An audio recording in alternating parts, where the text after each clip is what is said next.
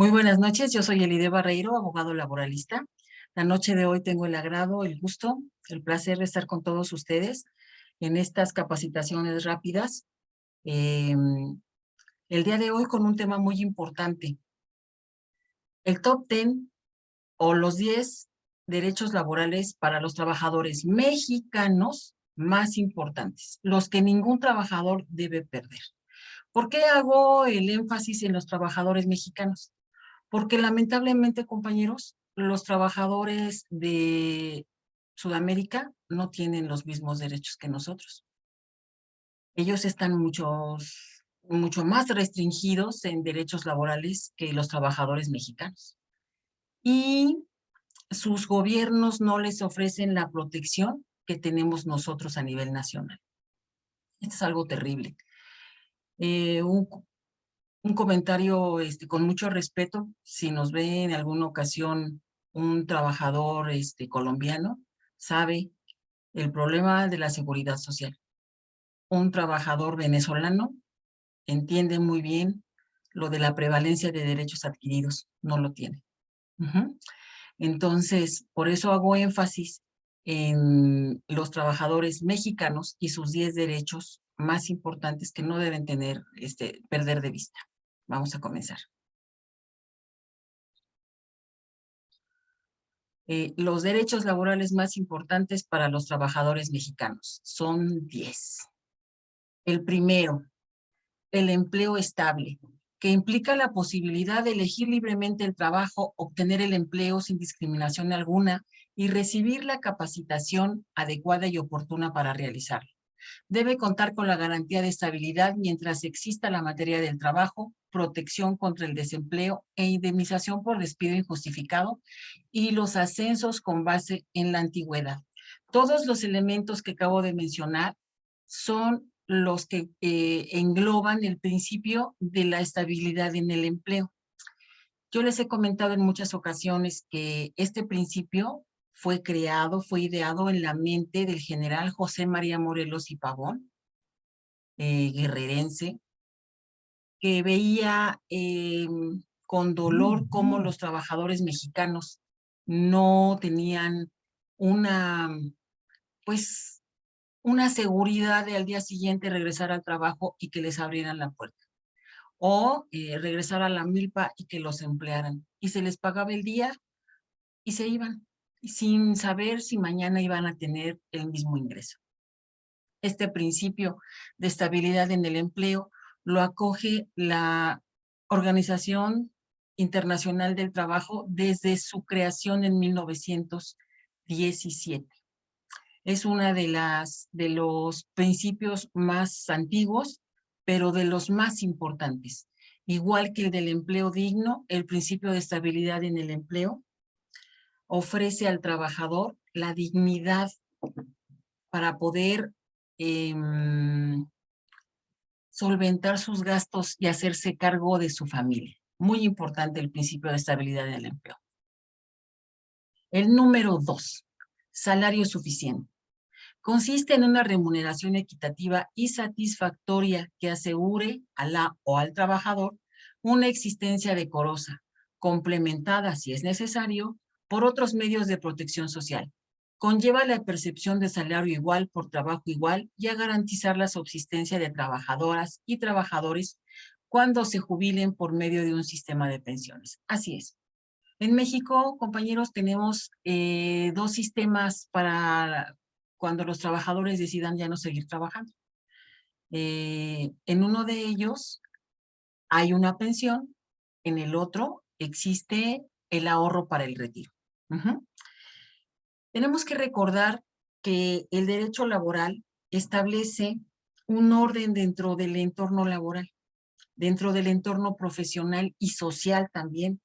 Y desde el inicio, las partes que están en esta relación de derecho saben cuáles son sus roles, cuáles son sus derechos, cuáles son sus obligaciones.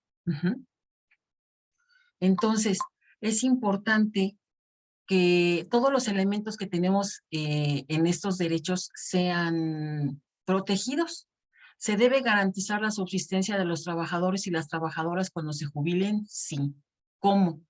Pues por este salario suficiente, del cual se toma una parte para su retiro, dentro de nuestro país también. Aunque en Sudamérica sí tienen este sistema de ahorro para el retiro, sobre todo los chilenos que fueron los que lo instauraron. Condiciones satisfactorias de trabajo, nuestro tercer derecho imperdible. Comprenden un horario de trabajo y el descanso suficiente para recuperar la energía perdida, un ambiente laboral libre de hostigamiento moral y sexual, así como condiciones de trabajo seguras, saludables, y el derecho a una indemnización por riesgo de trabajo. Recordemos que estas condiciones de trabajo satisfactorias contemplan todos estos elementos. Y el más importante, el riesgo de trabajo. El trabajador se expone física y emocional, psicológicamente cuando está trabajando. Los daños físicos a veces no son reversibles.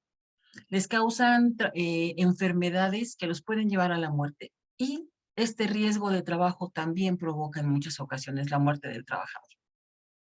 Entonces, todos los países que están asociados, que son todos en el mundo, la mayoría, creo que nada más hay 7 países en todo el planeta que no están integrados a la Organización Internacional del Trabajo, todos tienen como meta la supresión en lo más posible de los riesgos de trabajo que ponen en peligro la vida y la integridad de los trabajadores. Entonces, es importante que tomemos en cuenta que este es nuestro tercer derecho, las condiciones satisfactorias de trabajo, porque son las que posibilitan el desarrollo de la sociedad. Sin trabajo, sin esta sangre que corre por las venas del país, no hay un solo centavo que pueda entrar al gobierno para pagar impuestos y entonces no habrán servicios públicos, no habrán servidores públicos. ¿Por qué? Porque no hay dinero para pagarles. Los que producen todos los impuestos del país son los trabajadores mexicanos, de todas las categorías, desde los más sencillos hasta los más sofisticados. En los hombros de los trabajadores de todo el país está el progreso de México. Seguridad social. Consiste en la protección que la sociedad otorga a sus miembros mediante una serie de medidas públicas contra las privaciones económicas y sociales que pudieran ocasionar la desaparición o una fuerte reducción de los ingresos por motivos de enfermedad, maternidad, accidente de trabajo o enfermedad laboral. También en desempleo, la discapacidad, la vejez y la muerte, así como la protección en forma de asistencia médica y de ayuda a las familias con hijos. Este es nuestro seguro social. Ya les comentaba yo hace un momento que lamentablemente no en todos nuestros países sudamericanos tienen un seguro social, no tienen esta seguridad de la que gozan los trabajadores mexicanos. Y también debemos recordar que el seguro social cubre todas las áreas de mayor importancia de los trabajadores, como son sus servicios médicos, una pensión por invalidez, si es que llega a este penoso momento, también una pensión cuando el trabajador fallece, pensión para la viuda, para sus hijos, y también si el trabajador no tiene esposa ni hijos, para sus padres. También esta seguridad social se ve reflejada y cristalizada en el ahorro para Infonavit, porque de todos los sueldos de los trabajadores se hace un apartado que se va a su fondo de vivienda y cuando el trabajador desee puede comprar la vivienda que quiera, mientras tenga los puntos, bueno, antes eran con puntos, pero mientras tenga la capacidad de pago, adelante. Y la tercera fase de esta seguridad social es el ahorro para la vivienda o la pensión. En México tenemos, ya les decía, 2 sistemas pensionarios. Bueno, es un sistema de pensiones y un sistema de ahorro. Con esto se intenta que el trabajador tenga armas para defenderse en la etapa más vulnerable de su vida. Ahora, nuestro quinto derecho, los derechos a la equidad de género, están basados en el principio de igualdad entre los hombres y las mujeres. Garantizan a las trabajadoras el acceso al empleo en las mismas condiciones que los hombres. Al recibir salario igual por trabajo igual, el reconocimiento y respeto de los derechos por maternidad y el disfrute de un ambiente laboral libre de todo acoso, hostigamiento, violencia sexual, física y psicológica. Así es. También sabemos que en muchos casos las mujeres no tenemos el físico de los hombres y viceversa. Los hombres tampoco tienen las capacidades del cuerpo femenino, pero no es cuestión de competir, es cuestión de que el que quiera dedicarse a cualquier actividad como está consagrado en nuestra Constitución puede hacerlo mientras pueda hacerle frente a la actividad que está desempeñando, sin restricciones, libremente. El número 6, muy importante a nivel internacional, derechos de niñas, niños y adolescentes trabajadores. Consiste en la prohibición del trabajo de niñas y niños menores de 14 años de edad. Este derecho es a nivel internacional, está penado con cárcel que se emplee a niños menores de 14 años. El Estado tiene la obligación de garantizar la vigilancia y la protección efectiva para que niñas, niños y adolescentes puedan continuar con sus estudios. Así es una obligación correlativa del Estado de la cual participamos todos, con nuestros impuestos, todos en el momento que hacemos una erogación, un gasto o un pago, nosotros, toda la sociedad, nos encargamos de que los niños, niñas y adolescentes menores de 14 años no trabajen en nuestro país. El número 7, la libertad sindical. De este séptimo derecho en adelante nacen bueno, vamos a hablar acerca de derechos colectivos, laborales colectivos. ¿Por qué? Porque solo los podemos ejercer por medio de un grupo de iguales, todos trabajadores, todos en la misma situación. Y es la posibilidad que tienen las y los trabajadores para defender sus propios intereses por medio de su asociación o afiliación en un sindicato o cualquier otra forma de organización laboral. Aquí en México le llamamos sindicato, pero en otros países se llaman de diferentes formas, pero tienen las mismas funciones y están reguladas lo mismo por el convenio 87 y el convenio 98 de la Organización Internacional del Trabajo, y sin la intervención de autoridades ni de patrones en la vida sindical.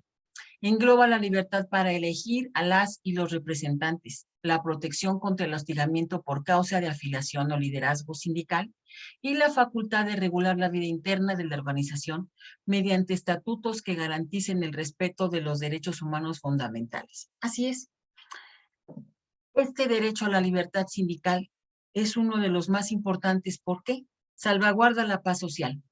Todos los trabajadores que están de acuerdo, conformes, a gusto con sus condiciones de trabajo y su sueldo, van a producir mejor. También evita la discriminación. ¿Por qué? Porque todos pueden participar de las organizaciones sindicales. No existe una sola restricción para que un trabajador pueda o no ingresar a un sindicato. Estos derechos que son colectivos reflejan esa dualidad del trabajador y del ciudadano simultáneamente. Recordemos que como ciudadanos nosotros tenemos una serie de derechos a los cuales se les suman los derechos que tenemos como trabajador. Los trabajadores, cuando se unen, son invencibles. No hay nada más poderoso que la unión de los trabajadores. Y con esto, el ejercicio de estos derechos colectivos se cuida, se salvaguarda la dignidad y el libre desarrollo de las personas. Este es uno de los derechos más importantes consagrados en la Organización Internacional del Trabajo desde su fundación. La contratación colectiva derivada del el derecho anterior, esta contratación colectiva a nivel internacional ha hecho que economías que están totalmente quebradas, como la polaca después de la Segunda Guerra Mundial, haya tenido un surgimiento a nivel internacional y que los polacos hayan podido restaurar su país en 10 años, o la misma Alemania, ¿sí? Por medio de la contratación colectiva, que es entendida como la posibilidad de tomar en cuenta la voluntad de las y los trabajadores, así como las condiciones reales de la empresa, para la determinación bilateral de las condiciones de trabajo. Implica que las y los trabajadores organizados en un sindicato negocien con él o con el patrón, y que en la negociación se base en mayores y mejores prestaciones que las establecidas en ley. Así es. Los contratos colectivos en todo el mundo tienen una serie de prestaciones mayores que los que ofrecen las leyes básicas de cada uno de los países. Para nosotros, en el caso mexicano, la ley básica laboral es la Ley Federal del Trabajo, vigente en todo el país, en todos los territorios. Pero para nosotros, los sindicalistas, este es el piso mínimo, porque si no, no tendría ningún caso hacer un contrato colectivo, si no vamos a pedir más. El 9. Irrenunciabilidad de derechos adquiridos. Sumamente importante, compañeros. Es una característica de los derechos humanos y en materia laboral implica que ninguna trabajador puede renunciar a los derechos que reconoce la ley como mínimos o que ya se han adquirido por medio de la celebración bilateral del contrato colectivo de trabajo, a pesar de que pudiera existir un documento firmado ante alguna autoridad laboral o con testigos. No importa. La irrenunciabilidad de derechos es que una vez que nosotros hemos alcanzado una conquista sindical, no se pierde. Y este derecho conlleva la obligación del Estado. Así es. El Estado está obligado a que si no se puede mantener estos derechos adquiridos, el Estado tiene que subsanarlos. ¿Por qué?